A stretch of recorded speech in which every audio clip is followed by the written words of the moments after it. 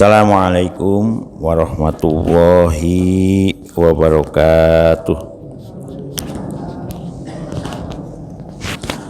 Ila ridho ilahi ta'ala. Syawlahumul fatihah. A'udzubillahi minasyaitonirrajim. Bismillahirrahmanirrahim. Alhamdulillahirabbil alamin. Ar-Rahmanir-Rahim. Maliki yaumiddin. Iyyaka na'budu wa iyyaka nasta'in. Ihdinas siratal mustaqim. Siratal ladzina an'amta 'alaihim ghairil maghdubi 'alaihim waladdallin. Bismillah, alhamdulillah, la haula wala quwwata illa billah. Asyhadu an la ilaha illallah wahdahu la syarikalah. Anna Muhammadan abduhu wa rasuluhu la nabiyya ba'dah. Allahumma ya muqallibal qulub tsabbit qulubana ala dinik. Allahumma iftah qulubana ka futuhil arifin wa nawwir qulubana bi hidayatil yakin. Alhamdulillah para ibu, para bapak, kita terus akan malih nggih. Niat kita nambah supaya kita lebih introspeksi di dalam niteni menjalankan kehidupan ini kan sekarang terus ngati-ngati saestu nggih. Masyaallah, dan tantangan dunia akhir zaman. Mudah-mudahan kita termasuk tiang-tiang ingkang den purunaken yang dimaukan untuk selalu meningkatkan usaha dalam rangka hari ini lebih bagus dari kemarin. Mudah-mudahan hari esok lebih bagus dari hari ini. Kemarin kita sudah pada ayat A'udzubillahi minasyaitonirrajim. Bismillahirrahmanirrahim.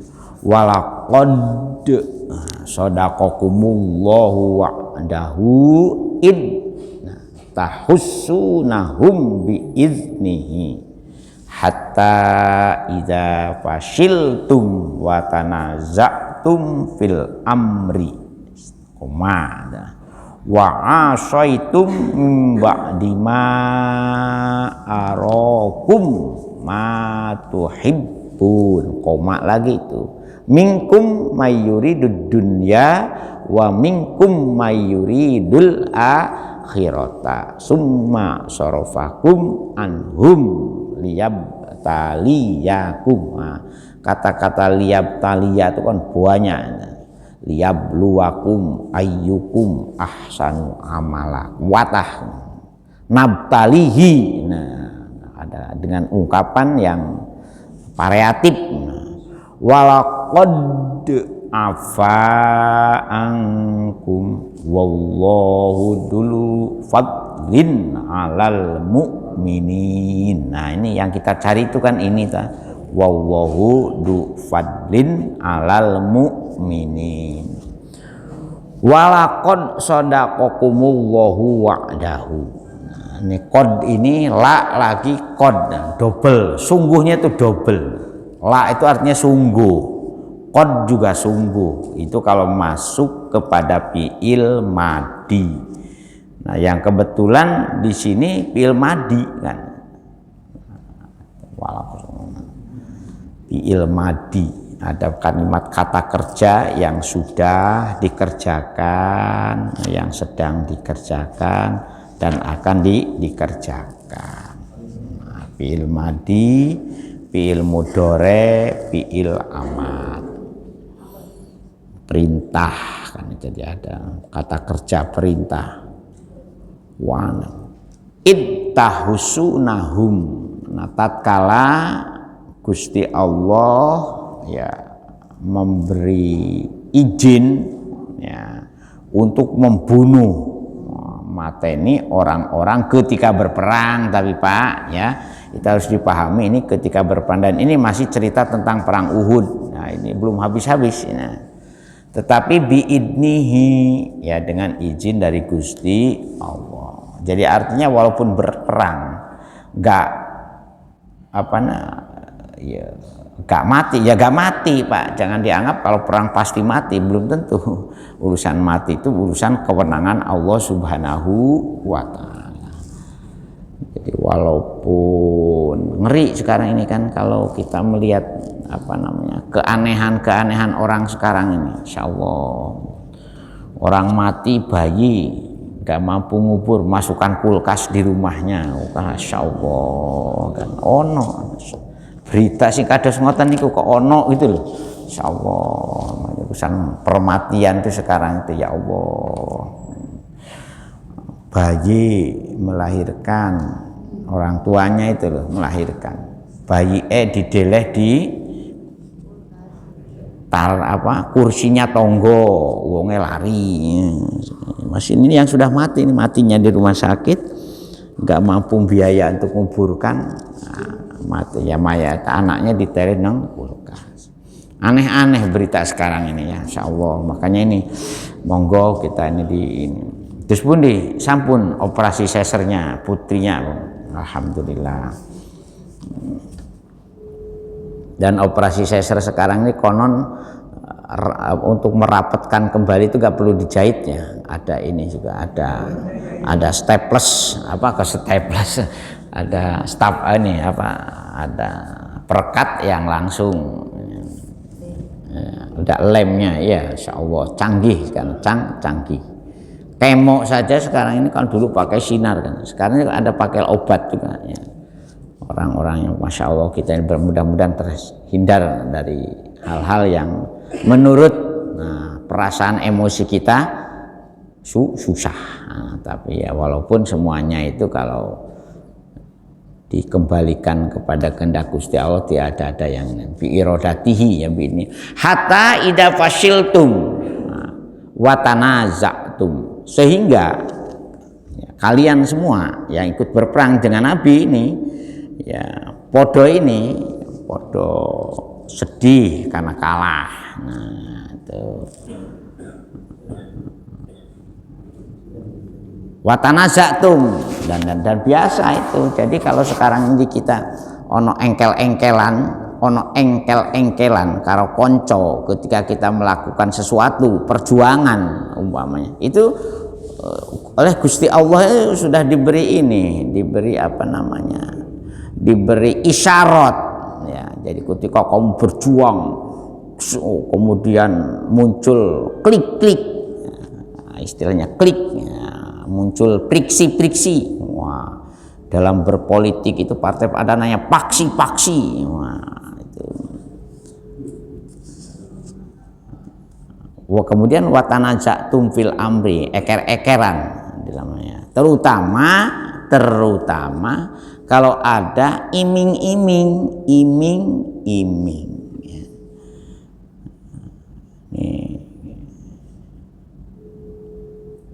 Ya contohnya di negara kita waktu zaman perang kemerdekaan, nah, sampai yang nun sewu ini juga perlu kita waspadai ya, karena katakanlah genetik anatomi dari gerakan-gerakan kecewa itu bisa melahirkan banyak kelompok-kelompok, banyak paksi-paksi. Sekarang heboh lagi tuh NII, sedang heboh lagi, Negara Islam Indonesia. Ya, dan itu pertama kali diproklamirkannya tahun 49 kan, ketika Indonesia menerima konferensi meja bundar. Nah, sebagian dari pejuang yang ikut memerdekakan kecewa. Nah, jadi maka dipimpinlah oleh namanya Marijan Kartosuwiryo. Jadi Marijan Kartosuwiryo itu sama-sama pejuang awalnya itu dengan Bung Karno itu koncone gitu. Dan sama-sama juga murid HOS Cokro Aminoto kecewanya konon ada dua sebab katanya. Penyebab pertama karena konferensi meja bundar yang memberikan pementahan terhadap proklamasi 17 Agustus karena Belanda ngakuinya ya ketika konferensi meja bundar tahun 49. Kalau ngono aku tak dirikan negara. Jadi sama seperti inilah, seperti zamannya Rasulullah itu kan orang-orang kuciwa menyimpan dendam, kemudian beledosnya itu pada zaman Sayyidina Ali, beledos sampai ada perang Jamal, perang Siffin, podo koncone. Nah ini juga ada ini, dan itu ternyata kalau kita melihat ayat ini, kenyataan-kenyataan dan kondisi-kondisi itu sudah digambarkan oleh Gusti Allah selalu terjadi di saat kita menghadapi perjuangan, di saat kita menghadapi tantangan. Pertamanya sama-sama berjuang, ya berjuang, tetapi ada saja kelompok-kelompoknya. Jadi di sini dijelaskan ya, wa tanaza'tum ai ikhtilaftum fil amri, mereka bersengketa, berselisih, ya konflik internal, konflik di dalam ininya sendiri, podo-podo koncone ini. Nah, contohnya ketika Rasulullah Shallallahu Alaihi Wasallam ya menguji mereka, orang-orang yang ikut berperang di perang Uhud itu akhirnya melahirkan dua kelompok gitu. Ada yang tetap setia dengan Rasulullah, tetapi waqala badum nadhabu faqad nasarukum ashabuna wa badukum la nukhaliful amra Nabi sallallahu alaihi wasallam. Jadi ada yang setia kepada Kanjeng Nabi dan ada yang tidak setia kepada Kanjeng Nabi. Ngene ae wa asaitum. Nah, setelah watanazatum fil amri wa asaitum, maka di antara pasukan yang ikut berperang Uhud itu ada yang ingkar. Aso di sini ingkar, bangkang, ora nurut amrohu ing perintahe Kanjeng Nabi Muhammad sallallahu alaihi wasallam. Oleh karena itu tumul markaza litolabil ghanimati. Oleh karena itu mereka yang membangkang ini meninggalkan pasukan ya. Jadi ada segelintir dari sekian banyak sahabat yang perang itu yang masih terbuai, meninggalkan markasnya, meninggalkan tempat ininya, tempat padahal Nabi sudah kan kalau menurut ayat sebelumnya untuk perang Uhud itu Nabi luar biasa kan, itu mempersiapkannya itu subuh sekali kan, itunya itu. Jadi kemudian Nabi sudah tolong kamu di sini. Karena apa? Karena sebetulnya ya secara menurut sebagian penafsir Rasulullah itu pun pirsa kalau di perang Uhud itu akan terjadi tragedi, ya, akan terjadi musibah. Oleh karena itu Rasulullah, tetapi jenenge kehendak Gusti Allah tuh enggak oleh disii kerso, enggak oleh disii wala taqulana li syai'in ini fa'ilun zalika ghada, enggak oleh disii kerso itu. Makanya dalam kitab-kitab tauhid ulama-ulama dulu itu sudah memberi informasi ke kita sebetulnya. Jadi ada 3 makhluk Gusti Allah sebetulnya ya yang sudah diberitahu bagaimana kondisi setiap kejadian yang sudah didesain oleh Gusti Allah di Lauh Mahfud itu.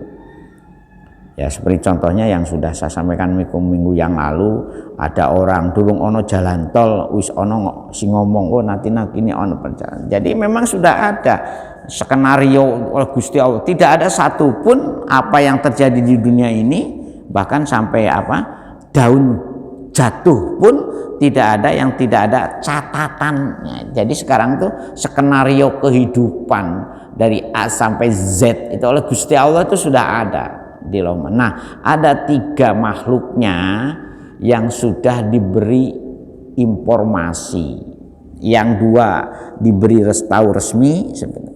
1 para malaikat. Jadi para malaikat itu ya Jobo jero, makanya ada istilah jobo jero itu pirsa. Yang kedua para rasul dan para nabi. Jadi para rasul dan para nabi itu sakjane jero-jeroane beliau-beliau itu pun pirsa. Ya. Itu. Dua makhluk ini, malaikat dan para nabi dan para boten angsal slometan. Boten angsal disi kerso, tetap harus patuh semuanya, karena suatu ketika kalau Allah menghendaki berubah ya berubah gitu loh. Jadi walaupun sudah ada catatannya, Gusti Allah kan fa'alul lima yurid. Gusti Allah punya kehendak yang tidak bisa dikendalikan oleh siapapun. Ya memang sudah ada catatannya begini. Nah, inilah fungsi ikhtiar dan fungsi doa. Jadi walaupun bikat birizkihi wa ajalihi wa sakiun au saidun, ketika bayi itu sudah usia 120 hari ya, tetapi peluang-peluang Gusti Allah merubah sesuatu sekehendaknya itu ada. Ini yang perlu dipahami tentang perimanan itu di situ, itunya peliknya itu kalau gitu. Nun sewu sakjane ya, menurut teori ilmu mukasyafah, ilmu makrifat billah itu setiap batu uang ini sakjane iso diwaca, trawaca. Awakmu sakjane lahir kapan, matine kapan, kondisinya itu trawaca mung yaitu mung boten angsal. Diomong slometan itu boten angsal. Karena itu merupakan rahasianya Allah Subhanahu wa ta'ala. Karena Gusti Allah suatu ketika bisa merubah. Innallaha la yughayyiru ma biqaumin hatta yughayyiru ma bi anfusihim. Ada nahnu.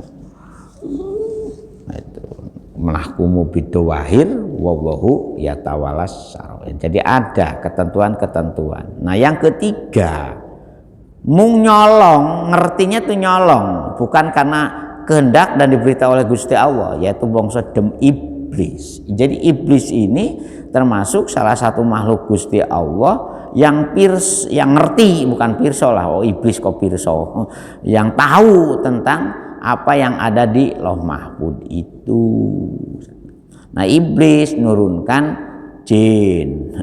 Jin punya kolaborasi dengan ahli sihir. Makanya kan ada istilah mukjizat dan ada istilah sihir. Itu saja nih, mukjizat dan sihir itu sama-sama merupakan bocoran dari apa yang terjadi di Lauh Mahfuz saja nih. Nah, yaitu karena lewat jalan iblis akhirnya celometan. Makanya gak boleh kita mempercayai omongan-omongan lewat orang-orang yang biasa celometan. Makanya kan itu aja sebetulnya. Nah, itu. Jadi kalau dilihat dari persiapan awalnya, memang Rasulullah itu pun pirsa apa yang akan terjadi, seperti apa yang dijelaskan dalam surat ini itu sakjane. Mung Rasulullah kan gak boleh disikir dan harus menerima kenyataan. Kenapa sampai terjadi seperti ini? Harus menerima kenyataan.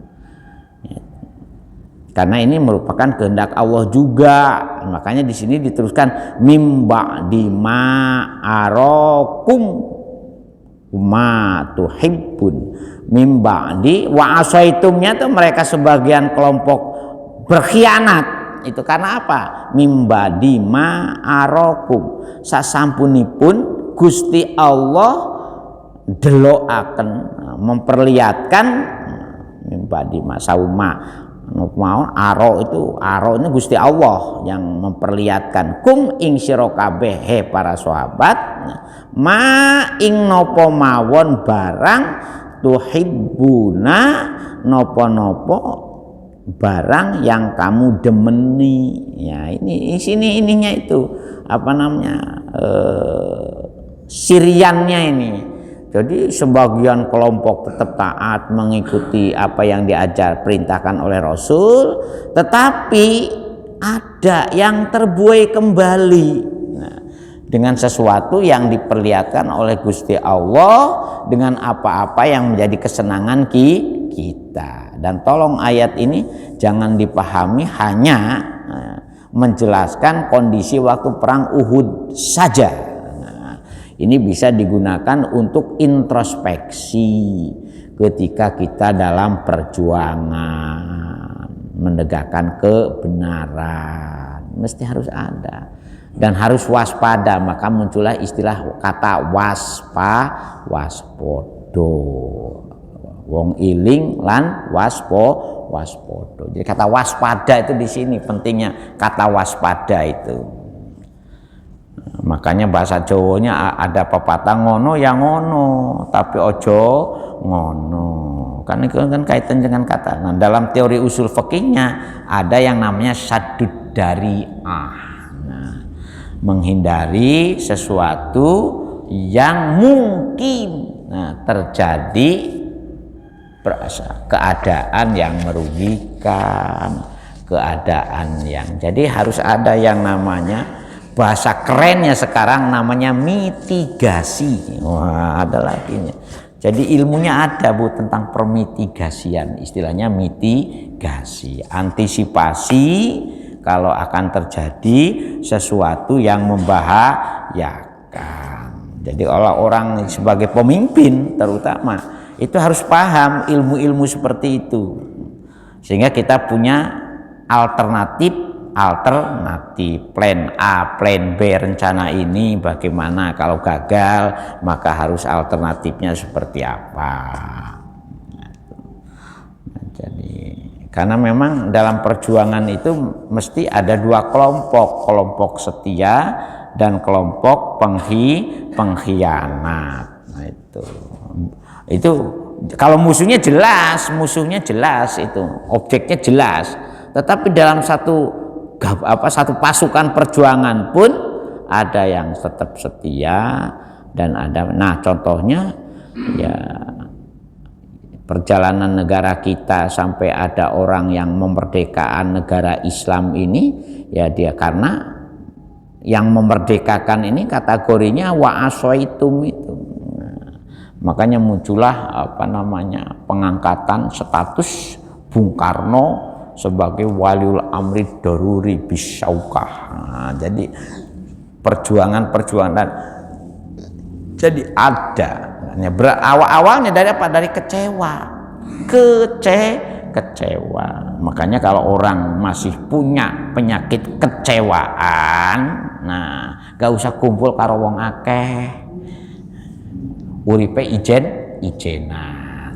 Sebab kalau kumpul karo aku mesti ono kecewaane. Jadi kalau panjenengan punya penyakit kecewa, uripe ijenan mawon. Nggih, pun kumpul kalau tiang. Sebab kalau kumpul kalau tiang mesti ono gesekan. Dan gesekan itu ada manfaatnya. Beras itu tidak akan bersih kalau tidak ada gesekannya. Kalau kaman jenengan ngususi kan bisa ono gesekan. Nggih. Nah, tapi kalau panjenengan gak kuat, sakit hatian, mutungan pun ngantos kumpul tiang. Uripe ijenan nang kono nang Gunung Lawu nang Gunung Kelut nang. Jadi iya betul Bu, kalau kita ini punya penyakit kecewaan lebih baik gak usah kumpul tiang. Apa maneh kepengin ngurusi urusan tiang, alah pleketek.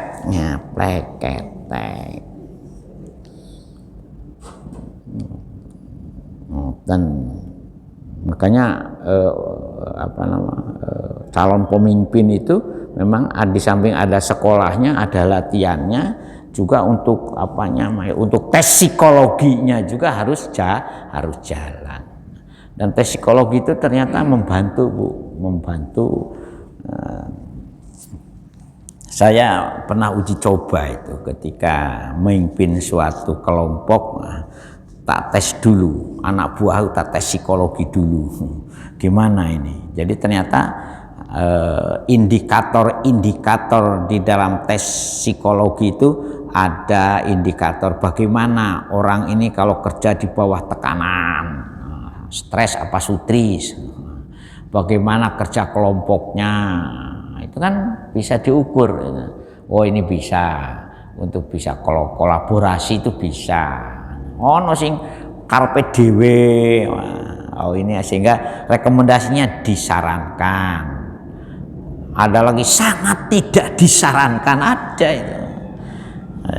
Oh, ini apa ada.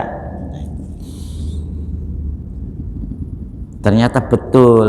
Kenapa tidak disarankan? Karena ternyata indikator-indikatornya itu cocok. Ini jadi orang, makanya kebohongan aja bisa dideteksi. Makanya ada alat namanya detektor. Makanya saya kepingin nanti kalau bapak-bapak calon pengurus yayasan, calon pengurus takmir, tak tes psikologi dulu gimana kira-kira. Supaya tidak menimbulkan gejolak.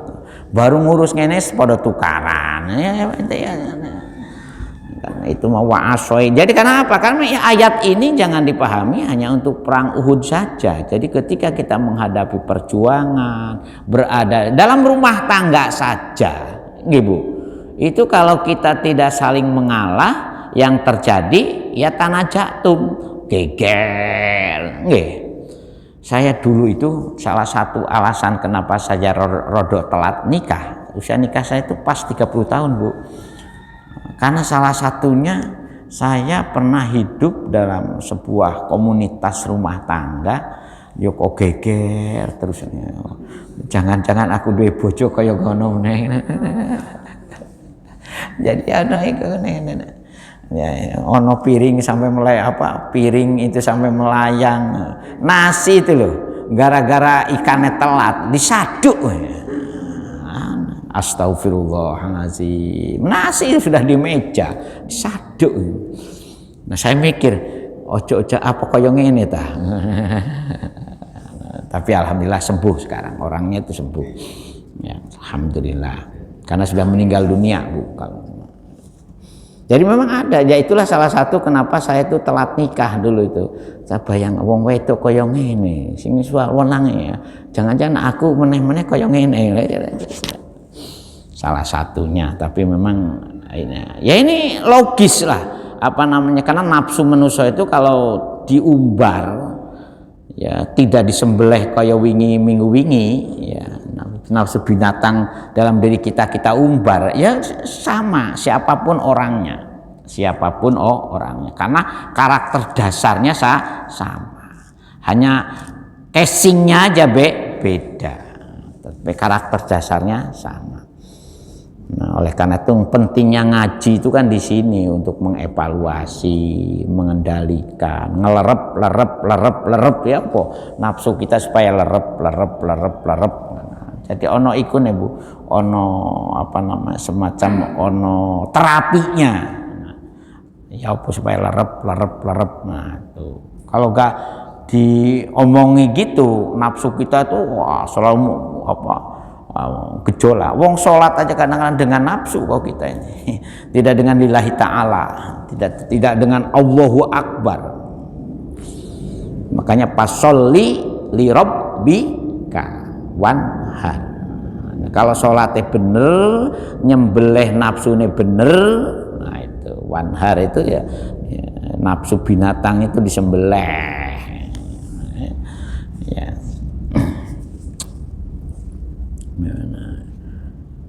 Karena apa? Ketika Gusti Allah memperlihatkan sesuatu yang kita senangi, yaitu Gusti Allah nguji kita dengan sesuatu yang kita dambakan, yang kita inginkan, yang kita harapkan, itu banyak yang nggak tahan. Makanya ya kadang-kadang ya walaupun omongannya Pak Ahok ada benernya juga. Kalau orang ini ingin betul-betul benar tidaknya, tes saja diberi jabatan. Nah, ketika jabat seperti apa? Nah, baru ketahuan watak aslinya. Ajarannya Ahok, tapi itu kan viral. Jadi ya walaupun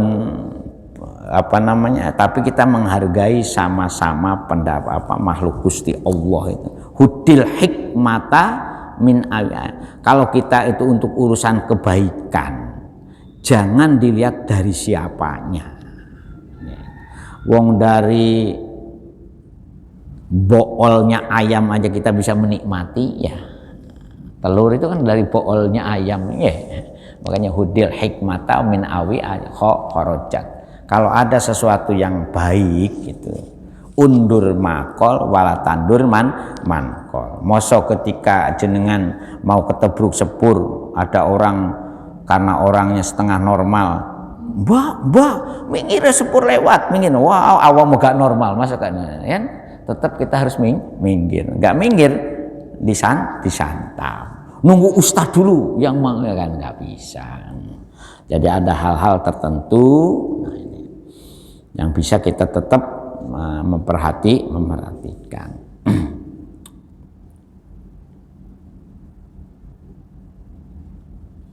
Itu contohnya kadang itu. Jadi ketika menang, waduh diperlihatkan oleh Gusti Allah itu, oh ternyata pasukan musuh itu membawa harta benda yang cukup banyak, membawa sehingga Gusti Allah untuk ngujinya itu yaitu diperlihatkan sesuatu yang menyenangi kita, yang kita itu demen ya, terbuai bahkan dambaan. Jadi dambaan, ketika dambaan kita ini keturutan, nah baru di sini minkum mayuridud dunya wa minkum mayuridul akhirata. Sebagian dari orang-orang yang beriman yang ikut berperang dengan Nabi yang makanya muncullah hadis kan innamal a'malu binniyat wa innamal likulli imri'in ma nawa. Famangkana hijratuhu ilallahi wa rasulihi fa hijratuhu ilallahi wa rasulihi.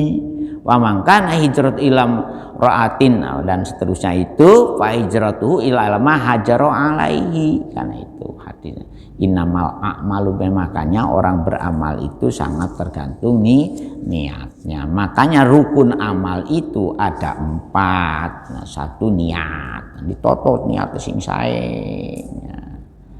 Kam min amalin yatasawwaru amaladun bisu ini niat. Ada kelihatannya amalan-amalan akhirat kata Ajar Nuji. Contohnya sholat, puasa, kurban, haji, macam-macam. Itu kan koyo-koyo amalan akhirat. Ya tasawwur, tetapi ternyata itu hanya didapat sebatas ya, pemenuhan kepuasan dunia. Karena bisu ini ya dengan jeleknya nih ya. Ulama-ulama dulu itu telaten, bimbing kita itu telaten dengan membuat ungkapan-ungkapan, membuat pepeling yang cukup luar biasa. Yaitu namanya kitabnya ini namanya Ta'limu Muta'alim. Ditoto niatmu kaya apa, ditoto sing api, gurumu sing digoleki siapa,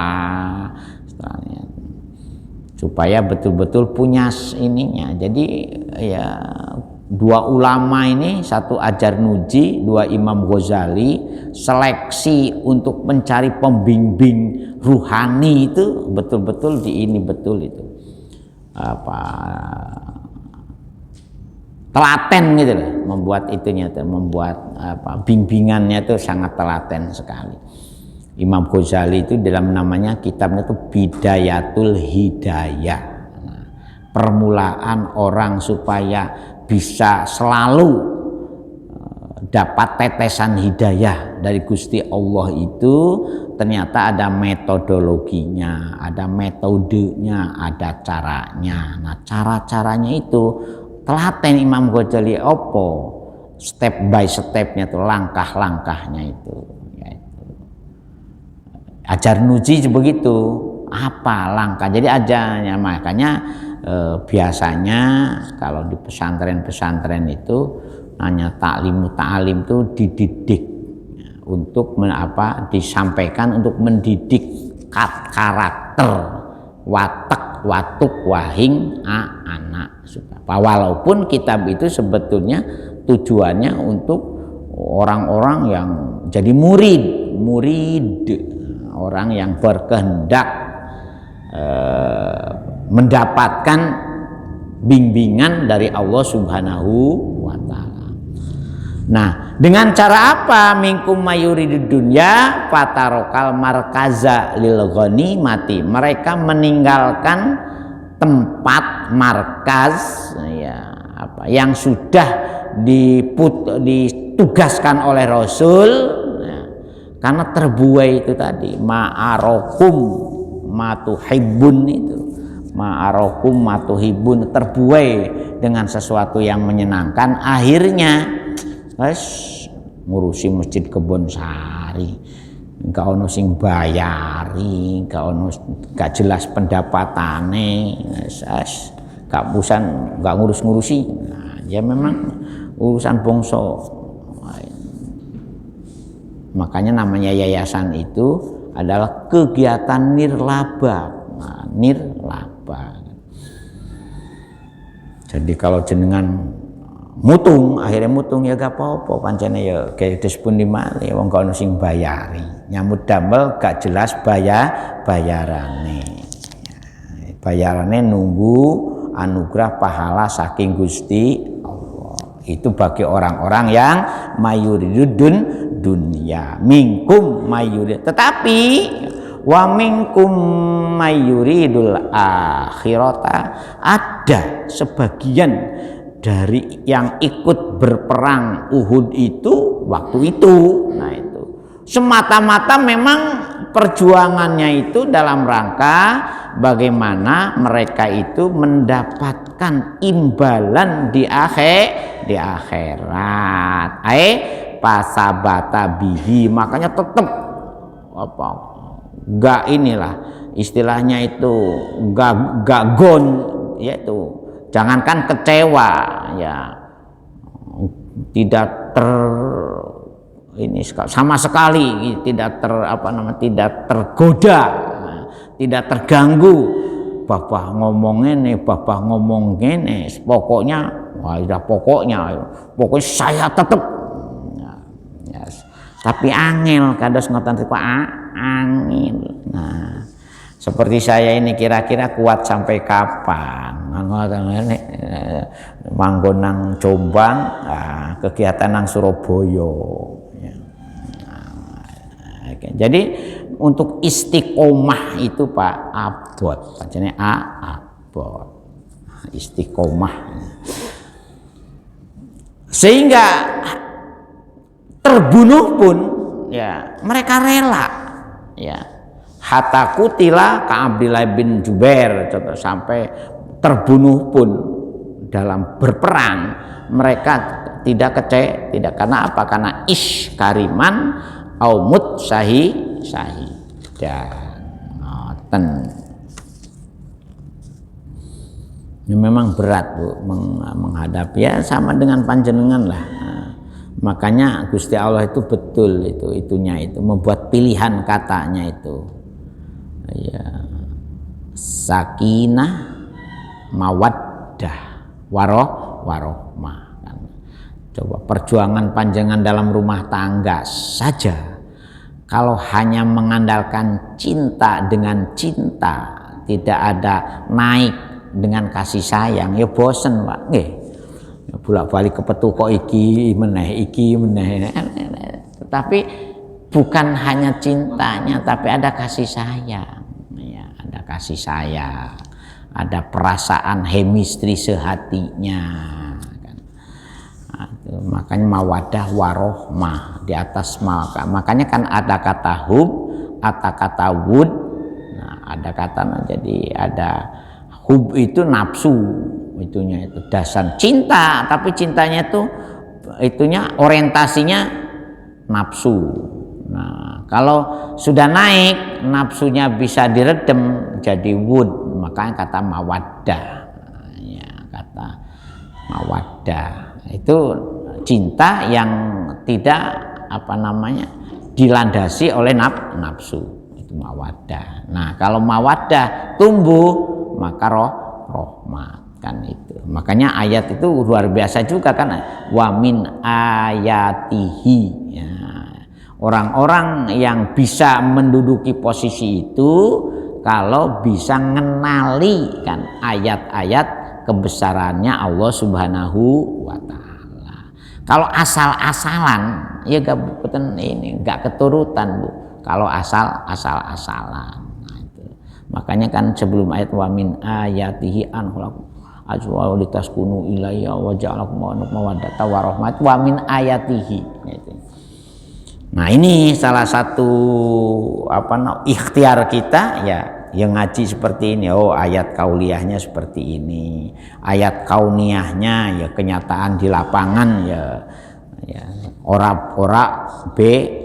bedo nopo sing didhawuhaken oleh Gusti Allah itu tidak akan pernah beda dengan kahananipun ayat kauniyah, ayat-ayat yang berbentuk barang, berbentuk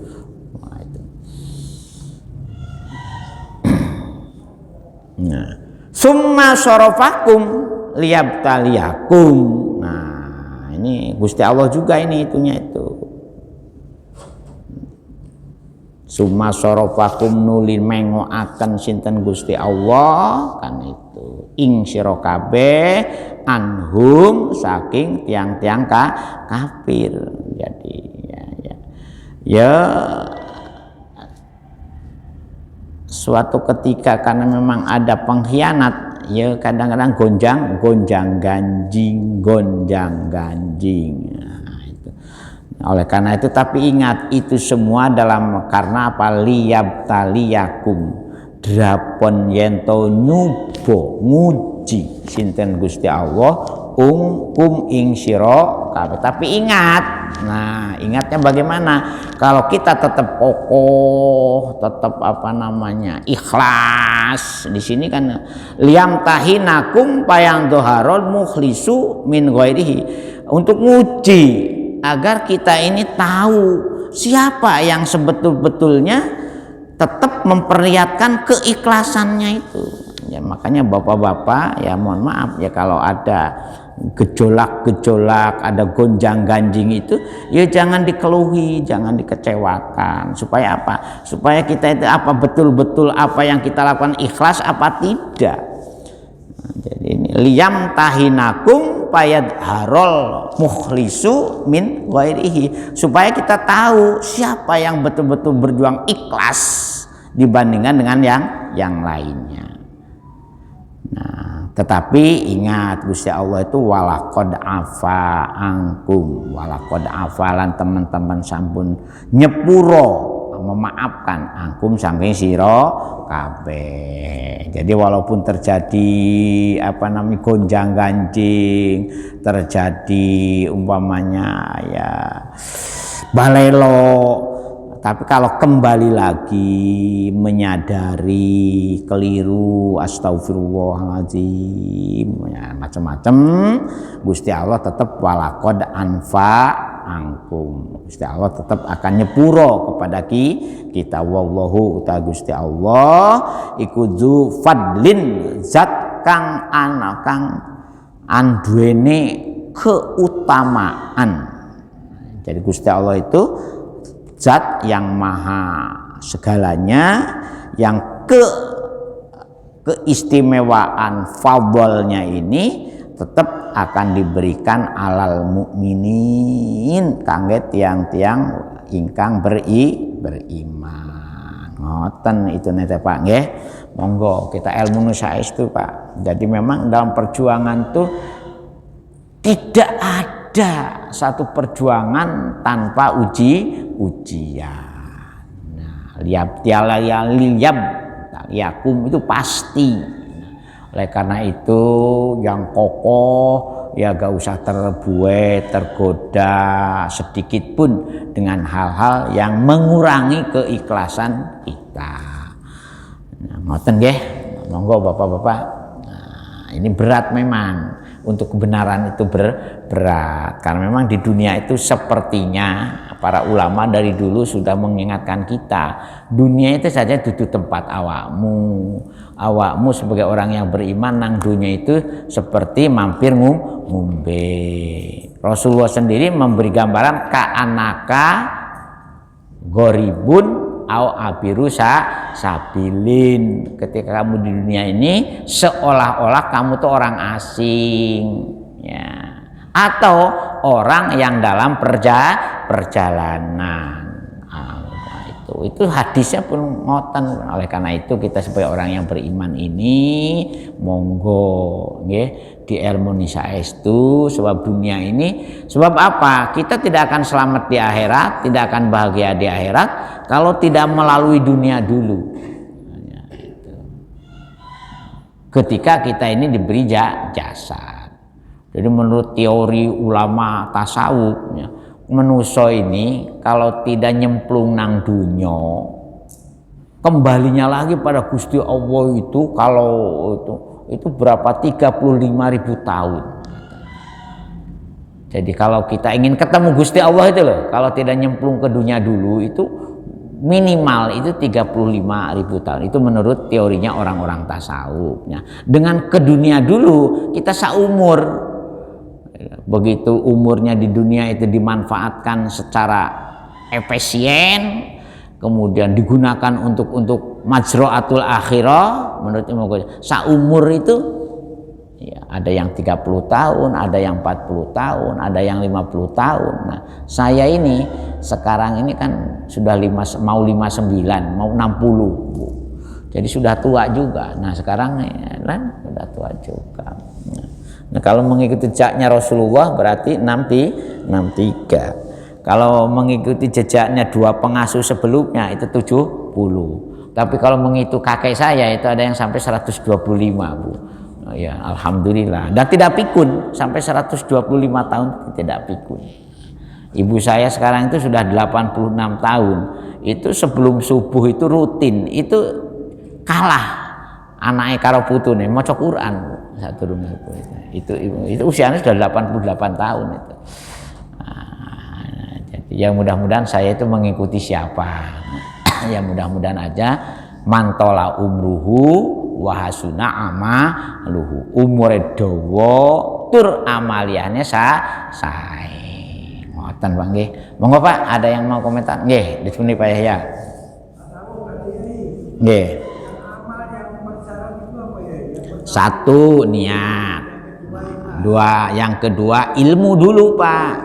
Iya, yang kedua ilmu, sebab beramal tanpa ilmu itu sia-sia. Ya, jadi ilmunya juga harus benar. Nah, makanya Imam Ghazali ada bab satu jilid kitabnya itu di Ihya Ulumuddin itu membahas perilmuan. Nah, itu hampir satu jilid penuh itu beliau ini gimana. Nah, yang ketiga ikhlas. Yang keempat sabar. Jadi yang pertama niatnya dulu ditoto niat itu. Sing sae. Niat itu apa? Qasdu syai'in muqtaronan bipilihi wa mahaluha al-qalbu. Niat itu menurut ulama-ulama sesuatu yang dikerentegkan di dalam hati kita dan dibuktikan. Kerenteg itu dibuktikan dengan amaliyah nyotoknya itu. Nah, tempatnya niat itu di hati. Makanya ketika sholat niat kita ini pas Allahu Akbar di dalam hati nih niat, bukan usoli pardo subhinya, bukan. Jadi ketika Allahu Akbar hati kita nih niat sholat. Makanya kalau yang nggak pakai usoli ya nggak sah saja sholat. Nawaitu saumal ghadi harus malam Pak. Kalau niat puasa itu malamnya puasa, apa niat puasa? Puasanya besoknya. Maka nawaitu saumal ghadi. Harus niat malam. Nah, itu niat. Yang kedua ilmu itu penting Pak. Dengan ilmu wong bikin nasi yang enak aja ada takaran beras dengan airnya juga ada ukurannya Bu nggih. Nggih itu kalau kakean banyu jadi bubur nggih. Ya enggak kurang banyu pero enggak kena dipangan. Nah, jadi hanya untuk nasi saja. Jadi ilmu itu penting. Nah, yang ketiga ikhlas amal, syarat rukun amal itu. Nah yang 4 sabar. Kenapa sabar? Ya karena liabliakumnya terjadi. Jadi segala sesuatu masih dalam ujian. Kalau nggak sabar, ya itu. Ya sabar subur. Ngoten Pak nggih. Al-Fatihah. Auzubillahi minasyaitonir rajim. Ya kana abdu ya kana nasta'in. A'udzu billahi hamdan na'imin hamdan syakirin hamdan wa'afini amahu mazidah ya rabbana lakal hamd kama yanbaghi li jalali wajhika wa ta'ala Muhammad salatan tunjina biha min jami'il ahwali wal afat wa taqdiruna biha jami'al hajat wa tutahhiruna biha min jami'is sayyi'at wa tarfa'una shawata min jami'il khairat Allahumma ya muqallibal qulub tsabbit qulubana ala dinik Allahumma iftah qulubana ka futuhil arifin wan nawwir qulubana bidan Allahumma ja'al ahlana wa auladana wa talamidana min ahlil ilmi wa ahlil khair wa la taj'al inama amruhu idza arada syai'an ayyaqulahu kun fayakun rabbana atina fid dunya hasanah wa fil akhirati hasanah wa qina adzabannar wa qina adzabannar subhana rabbika rabbil izzati amma yasifun wa salamun alal mursalin walhamdulillahi sekurang dan semua pangutan ihdinas siratal mustaqim. Assalamualaikum warahmatullahi wabarakatuh. Astaghfirullah rabbal baraya astaghfir